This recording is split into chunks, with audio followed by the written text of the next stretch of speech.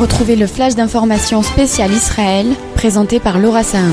Bonjour à tous et bienvenue dans votre rendez-vous d'information sur Radio JM. Nous sommes le jeudi 16 novembre et voici les titres de cette édition spéciale consacrée à la situation en Israël.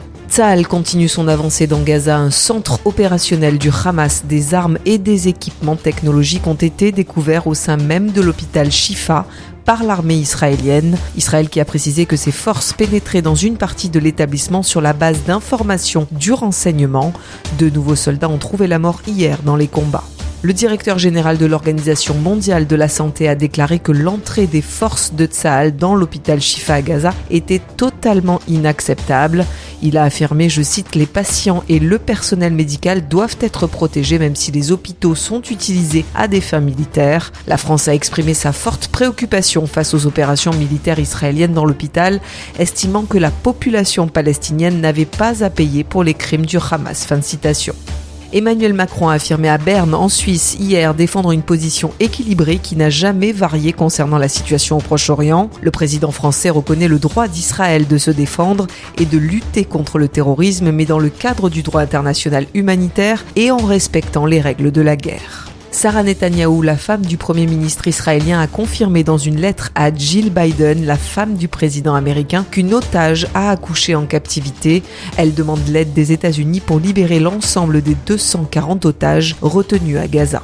C'est une information révélée hier par nos confrères de l'Express. Emmanuel Macron aurait reçu Yacine Bellatar à l'Élysée. L'humoriste et chroniqueur radio aurait conseillé au chef de l'État de ne pas se rendre à la marche dimanche dernier contre l'antisémitisme afin de ne pas commettre, je cite, « l'erreur irréparable qui donnera au quartier des raisons de s'enflammer ». La droite et l'extrême droite ont demandé à Emmanuel Macron de s'expliquer suite à la fuite de cette information dans la presse. 10 stèles juives ont été dégradées dans un cimetière militaire allemand de l'Oise datant de la Première Guerre mondiale. La gendarmerie a immédiatement diligenté une enquête et le parquet de Compiègne a été saisi des faits pour violation de sépultures commises en raison de la race, l'ethnie, la nation ou la religion.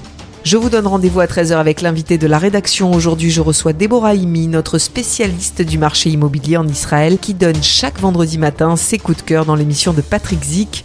Vous en saurez plus sur elle et sur son parcours. À tout à l'heure à 13h sur le 90.5.